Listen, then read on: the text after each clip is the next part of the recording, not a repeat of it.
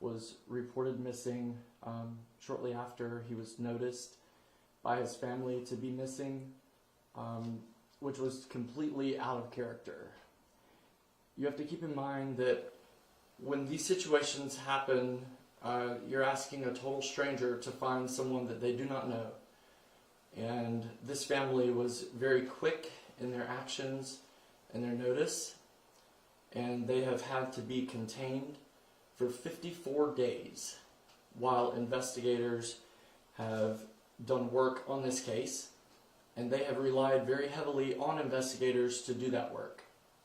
Every tip that has come in has been handed to investigators within minutes, without receipt. We've not had even confirmation that they're receiving tips as they've been handed to them. We deployed a specialized hotline in this case.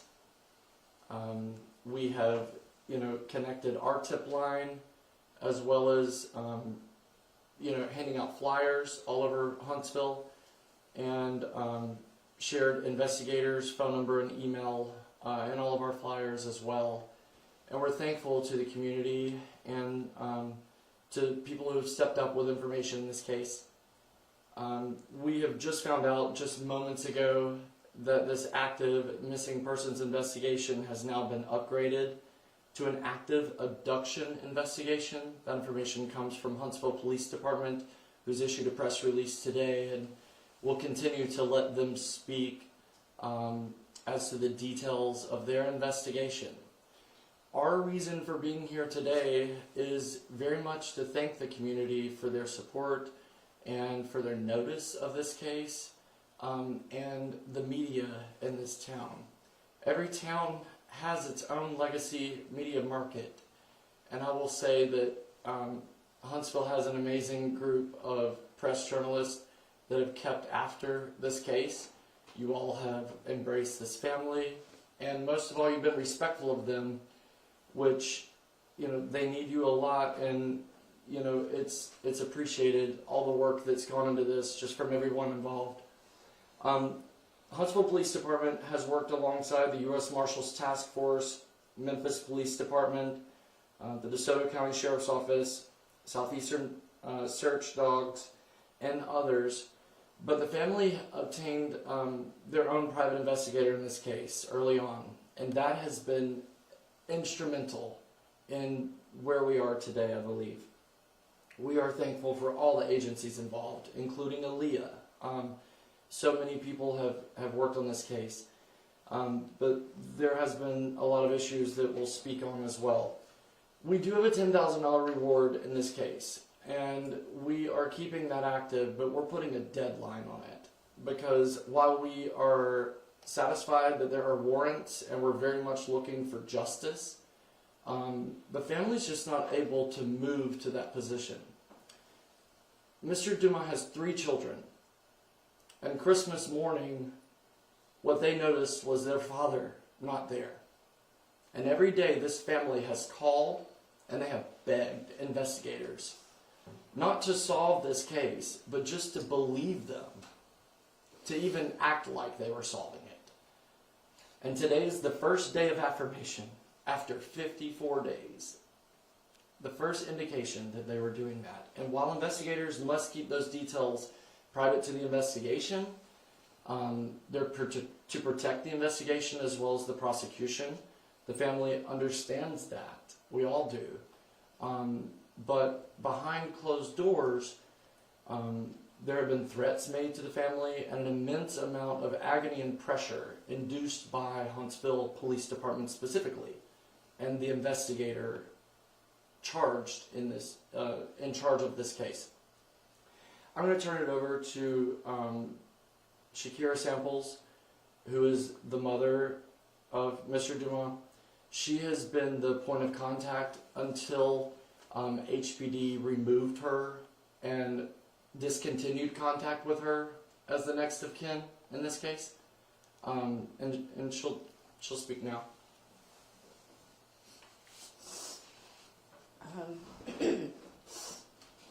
My name is Shakira Samples, and I am the mother of Ronald's oldest child. I do want to start out by expressing gratitude to all the agencies involved: Huntsville Police Department, Memphis Police Department, the FBI, U.S. Marshals, Alabama Law Enforcement Agency, the media, and most importantly, the community.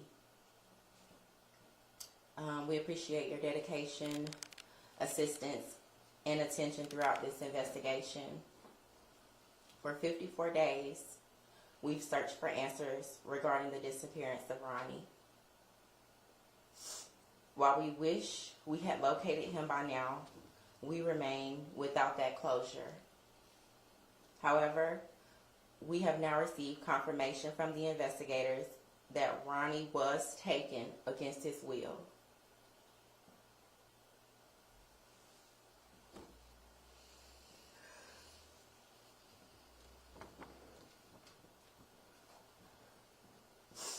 This long-awaited acknowledgement affirms what we have known from the beginning. As we've told the media, investigators, and everyone involved, he's a devoted father. He's ever present, and he would never walk away from his children.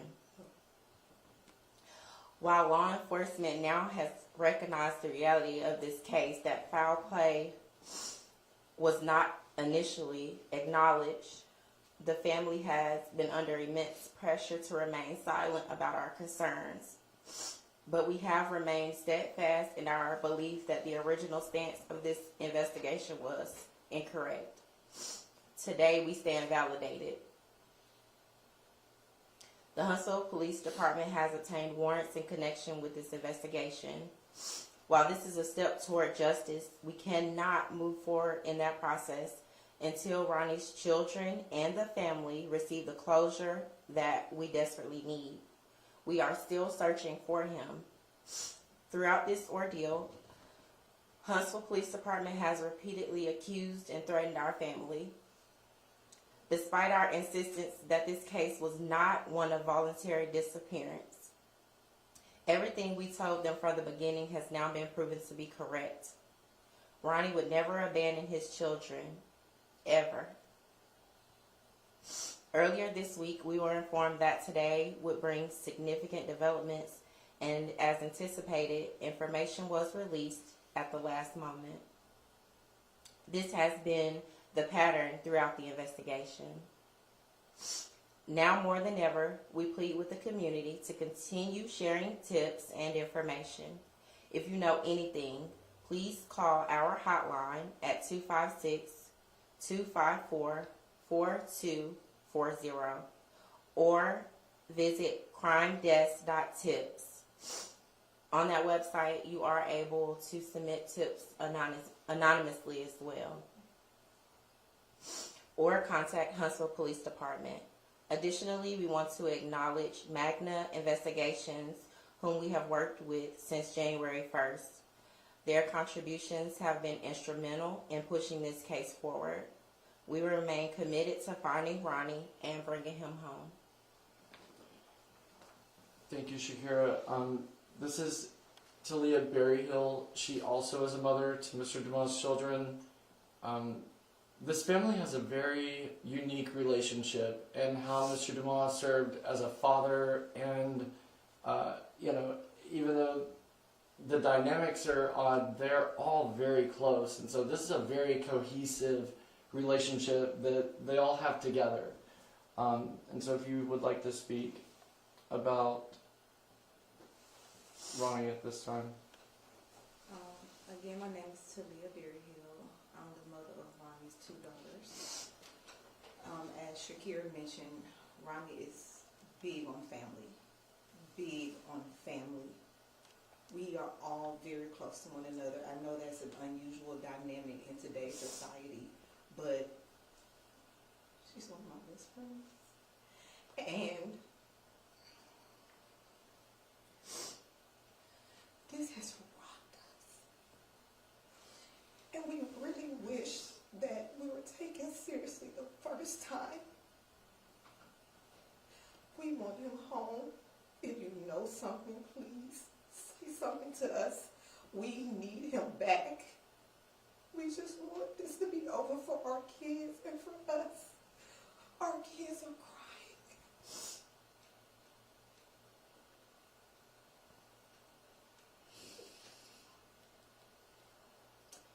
Our hotline is open again at 256-254-4240. You can dial 0 and be connected straight to Huntsville Police Department's dispatch, or you can leave your message there. That goes directly to investigators immediately the moment you finish your message. You also can go to www.crimedesk.tips. That $10,000 reward will be attached to that hotline in crimedesk.tips.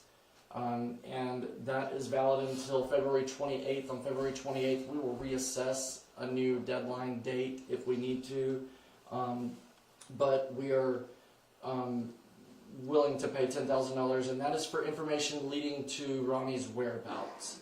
We do not have any indication as to whether Ronnie is alive or not, but we want him back regardless, and we will pay the $10,000 to whoever gives us that information. So we urge you to think about it and to give us the information if you have it. If you think you see him, we expect to work these tips as they come in, and then James is our private investigator. Do you have anything to say or comment as far as the investigation? Like you said, I would just encourage anybody that knows where he's at to reach out. That's our number one priority right now, is finding Ronnie. Obviously, we don't have a hand in the prosecution of what goes on with that. We'll let the police handle that, but if we can just get Ronnie back, that's the biggest thing. We'll take questions. Before this started, you guys mentioned that you were just learning this new information. Can you maybe kind of talk about either, your thoughts on that, maybe disappointment, just now finding out about it through the media? Yeah, it's been a big beg of Huntsville Police to share just simple information, little updates like we have no information at this time. That's good for us. We don't get that in this case. They threatened the family about releasing. The family obtained the video from that. Everybody has requested the video. The family's had that information for a long time. You have to give them a lot of credit for the restraint of holding that video and not releasing it, because they could have. And we did not do that because Huntsville Police asked us not to do that.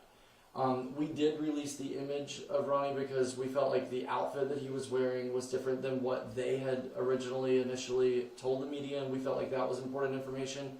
But the families just had, considerable restraint throughout this entire process. They're very level-headed people. They're not asking for the case file to be completely opened. As far as today goes, I predicted on, I think, Monday when we knew that this press release was coming, that we would get it close to the end of the day on Friday, because that is their style, and it has continued to be until 3:29 on Friday. We finally got the information. So, and how we got this information today was from the news website. So while we were awaiting the moment that we had scheduled to meet with reporters, the family went in and reviewed all this information on the news media's website. They did not get it firsthand, which would have been the most respectful way to treat a family, especially the family of a victim, in an ongoing abduction investigation. Can you say more about what kind of threats? Yeah. They said if we released the video, they would not speak to the family again. And have you had that's when the Yeah, they That's when followed, the and communication stopped. even though we didn't release the video, they followed through with that. I would say today is the first that I've had communication with the police department again. Now, Mr. Dumont's next of kin would actually be his father, who is living. He has spoken to police one time, and He hasn't spoken to them either.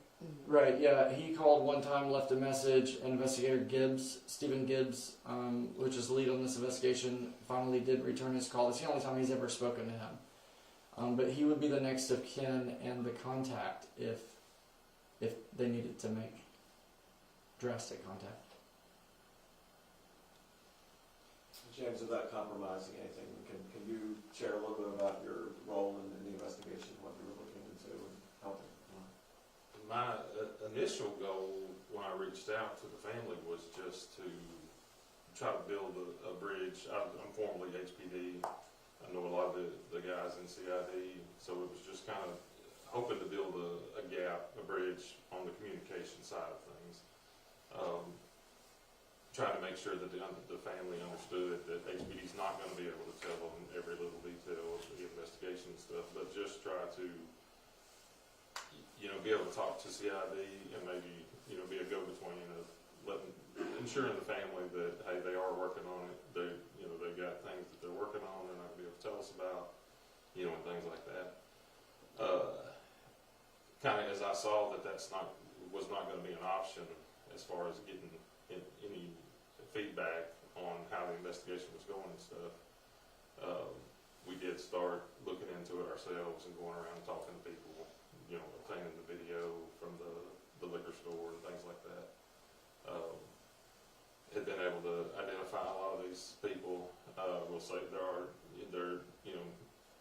a name on that list that they just released the warrants on, that we were not familiar with, but we had been able to identify some of those folks that we knew were going to be involved. I think the family's biggest thing was just trying to get HPD to acknowledge that something's not right, that he did not just walk away. And so that's been the biggest, I think that and the communication's been the biggest aggravation. But no, I would say I was not successful in, building the bridge on the communication, and that was the biggest thing.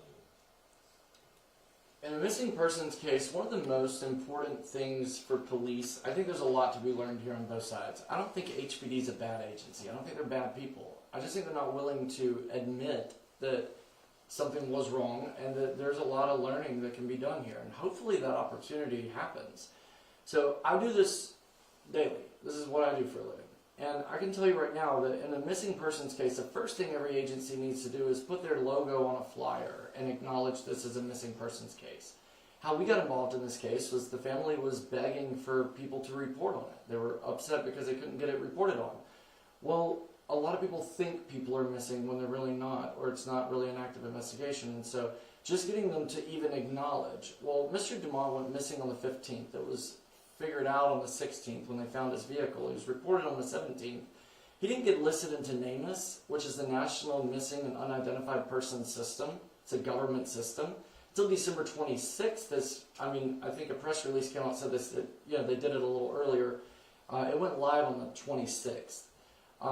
We organized a search of over 50 people, and it seemed like we were going to get some assistance from them. We organized that search throughout Tennessee and the areas of where the phone pinged and where his car was located. And the only authorities we saw when we were there were state troopers that showed up as soon as we got there and tried to get us to stop. So they must have known we were coming, and we didn't tell them. So, they've tried to stop the family. They've even used profane statements at the family to describe the family's relaying of information. And I also want to acknowledge the information that's circulating around on social media. The family can't speak to the validity of that information. What we can say is that we shared it with investigators. We didn't share it with anybody else. We didn't share it in the first place. It was shared with the family. So to use profane language towards the family about, their part of this investigation, well, they had every right. They knew something was wrong. And I would like for everyone to ask yourself, if your family member went missing, would you talk to people? Would you ask people if they knew anything? Of course you would.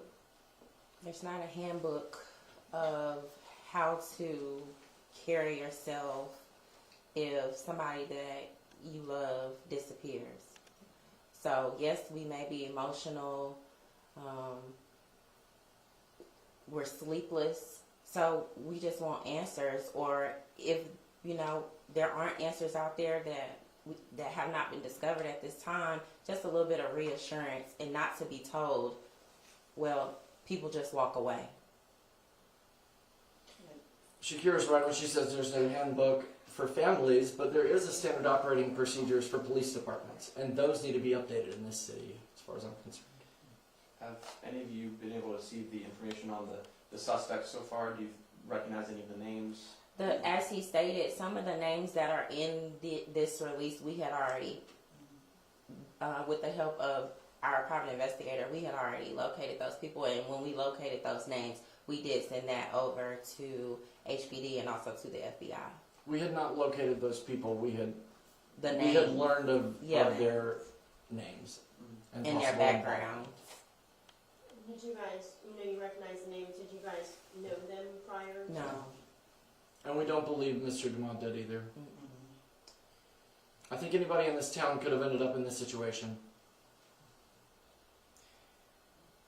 You said February 28th was that 10K. There was a deadline for the 10K. Correct? That is correct. Yeah. At this time. Yeah. And just going back to what you just said, you guys are family members. You guys just want them home.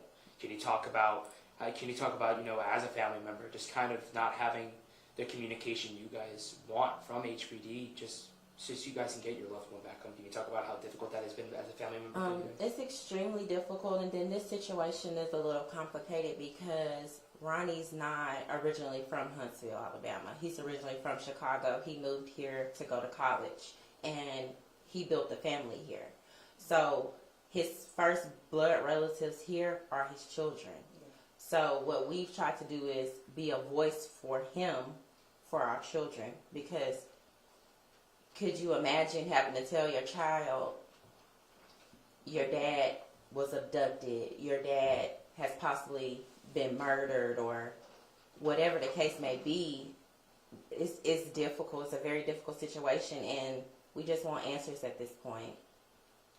Do your conversations change at all approaching that with the children now that this is officially confirmed to be an abduction? How do you handle that? Well, her daughters are 4 and 5. Yeah. So that's something that she will have to determine how she'll have that conversation. My son is 12. Even without saying anything to my son or even to her daughters, they know that they speak to their dad every day. Even if they don't see their dad every day, they speak to him every day. So it's extremely noticeable on their behalf to go from talking to somebody every single day to now I haven't talked to them for 54 days. My daughter walks around with her dad picture, goes to sleep with it, sets it up by her bed so that she can look at it while she is asleep. Yeah. She's 4. So at this point, we are trying to be delicate with them in our wording because this could be detrimental.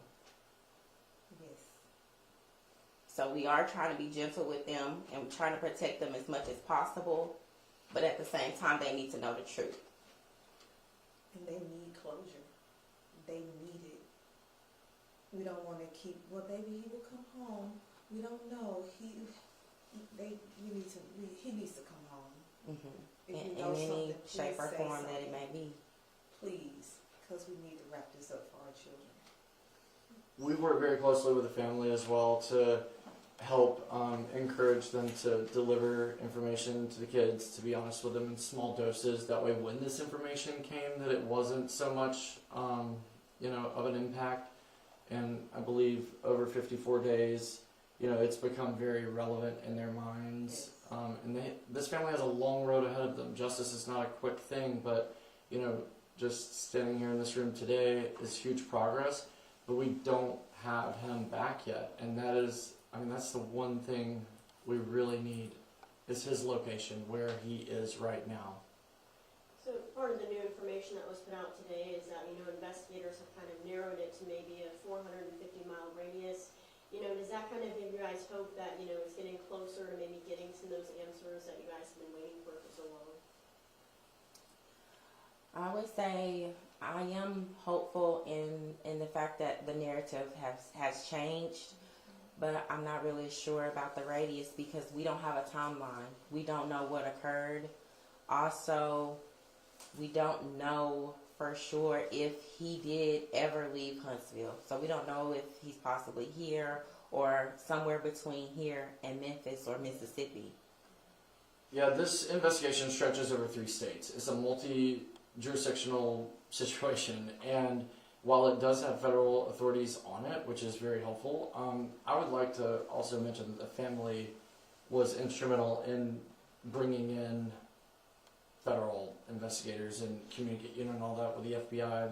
They met with the FBI some while back themselves and initiated that meeting on their own. Not speaking for when HPD made their first contact with FBI or U.S. Marshals, but the family really has had to conduct their own investigation. But the mileage that you mentioned is a lot of miles, and there's a lot of territory with woods, and just it's not all dense territory. So when we searched a big area across Tennessee, under the area of where the Tennessee Bridge is, where Mr. DeMoss' vehicle was located, in the middle of I-40, or in the left lane, obstructing traffic. And that's one of the reasons why the family thought that something was off. Who just gets out of their vehicle in the middle of the interstate, not in the emergency lane, but in the middle of the interstate, and just says, "Oh, I'm going to walk up here in this forest and start a new life"? I don't think that would have made sense to anybody 54 days ago, and it certainly doesn't make any more sense now. What do you think would have changed if HPD were to take this seriously from day one? A lot. A lot. If they had taken things seriously from day one and looked into things like his bank records, or they were able to get a timeline, they would have been able to track down the video from the liquor store sooner. In turn, after that, they would have been able to identify those women sooner. And also, if they have gotten to that liquor store sooner, the outdoor cameras would have been able to be accessed. By the time they got to the liquor store, the outdoor footage had already been rewritten. So there's no footage from that night from the outdoor cameras.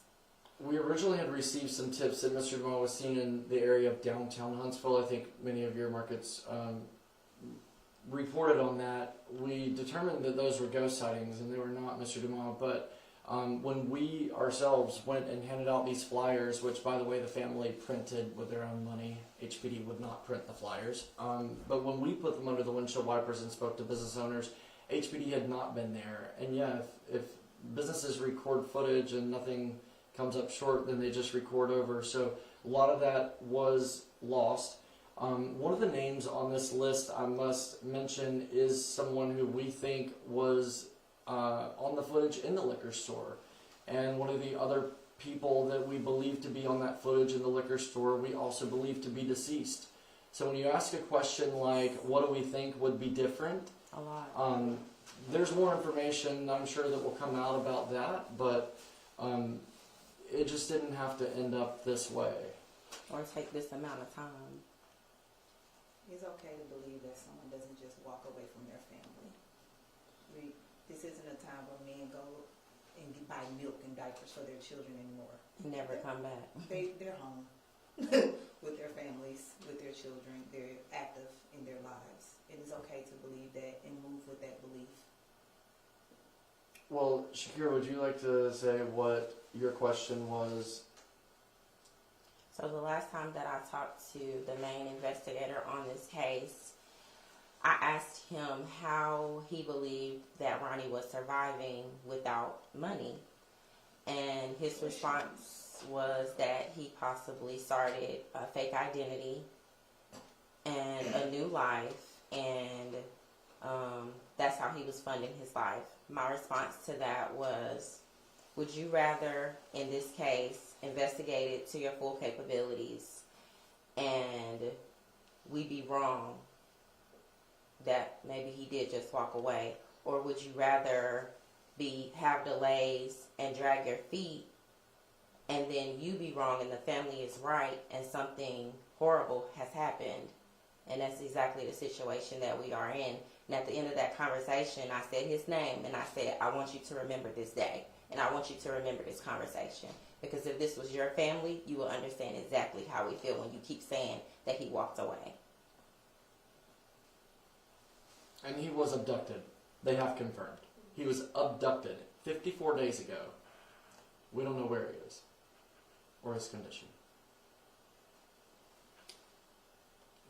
And then One last thing, I just want to say I do appreciate you guys talking to us on such a hard afternoon. Just for our own purposes, would you guys both mind just saying and spelling your names for us? Yes, so again, I'm Shakira Samples. That's SHAKERIA. Last name SAMPLES. And I'm Talia Berryhill, TALIA James, can you do the same? James Andrews, JAMES, It's Magna Investigative Group, MAGNA Investigative Group. And then just confirming, mother of son and the mother of his 2 daughters, correct? Okay. And his son is okay to say his age? Mm-hmm. I think he said He's 12. Right? 12 years 12. old. And then 4 and 5 for you. You guys good? Cool. Thank you. When we say thank you to y'all, Thank we mean you. it.